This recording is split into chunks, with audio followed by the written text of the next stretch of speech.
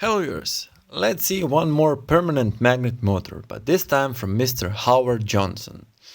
So this is the old patent, but we will see what Mr. Johnson said how his magnet motor should work. So he used the powerful but very expensive cobalt samarium magnets to increase the power output, and he demonstrated the motor principles for the spring 1980 edition of the Science and Mechanics magazine. So his motor configuration you can see on the image. Let's see what he says. So the point that he makes is that the magnetic flux of his motor is always unbalanced. Okay, this makes sense because if you have the balanced, let's say, distance between the magnets and the, let's say, balanced magnetic field, the magnet or the stator or rotor, depending on the design, would definitely stop in some moment. So unbalanced magnetic flux makes sense. So thus producing a continuous rotational drive. Okay, so whether this is continuous or not, we cannot know, but it does make sense. So the rotor magnets are joined in a stepped pairs connected by a non-magnetic yoke.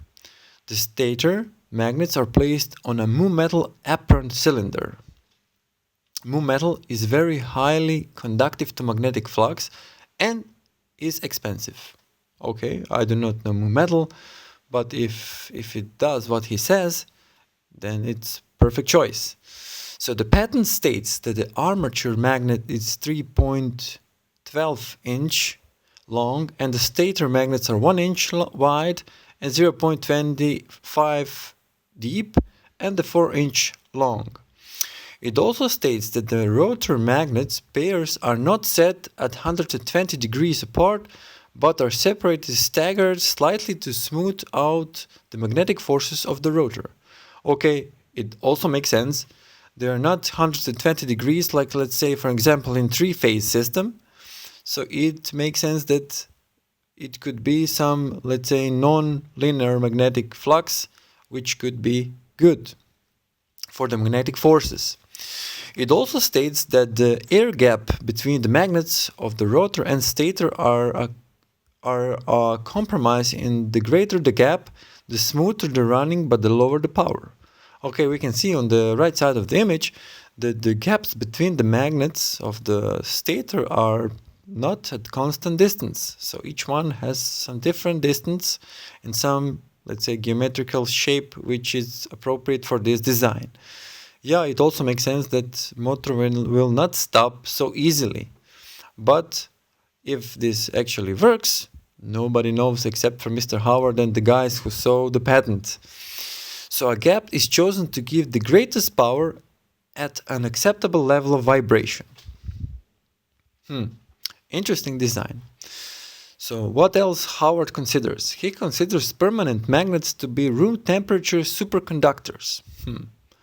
Presumably, he sees magnetic material as having electron spin directions in random directions so that their magnetic field is near zero until the electron spins are aligned by the magnetizing process, which then creates an overall net permanent magnetic field maintained by the superconductive electrical flow. This is deep science. But okay, maybe this actually could work in theory. Because when we look this image, it does look that nothing is, the magnetic forces of these lines, red and blue lines, really are different in each position of the, when the rotor spin in each position, the magnetic forces look different. And it does make sense that the motor would not stop so easily. But if it stops, I cannot know. But let's see what the patent says. What the patents from the Google, I will also leave the link below that you see, that you can read the detailed description.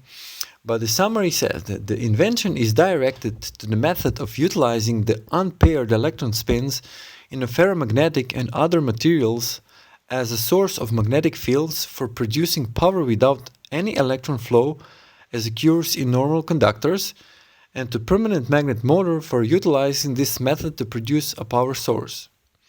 In the practice of the invention, the unpaired electron spins occurring within permanent magnets are utilized to produce a motive power source solely through the superconducting characteristics of a permanent magnet, and the magnetic flux created by the magnets are controlled and concentrated to orient the magnetic forces generated in such a manner to do useful continuous work, such as the displacement of rotor with respect to a stator. The timing and orientation of magnetic forces at a rotor and stator components produced by permanent magnets to produce a motor is accomplished with a proper geometrical relationship of these components. Yeah, when we again see the looked at the image, it does make sense because the proper geometrical shape and position of magnets of rotor and stators are the crucial importance that this actually works. So it's an interesting design. Mr. Howard makes some interesting point, but also the other patents which I saw are not with linear, actually which say they work, they are not with linear disposition of magnets. So it does make sense that if you do some experiments that you do that with not the proper or linear displacements of the magnets. So this is all what can I say about this permanent magnet motor. It's like 35 years old now, the patent, and maybe even 40 years old. You can see on the Google, and yeah, maybe this does work. I haven't actually search on YouTube. Is there any video shows somebody that's tried to reconstruct that motor? But it does look interesting. So thanks for watching. Until next video. Bye bye.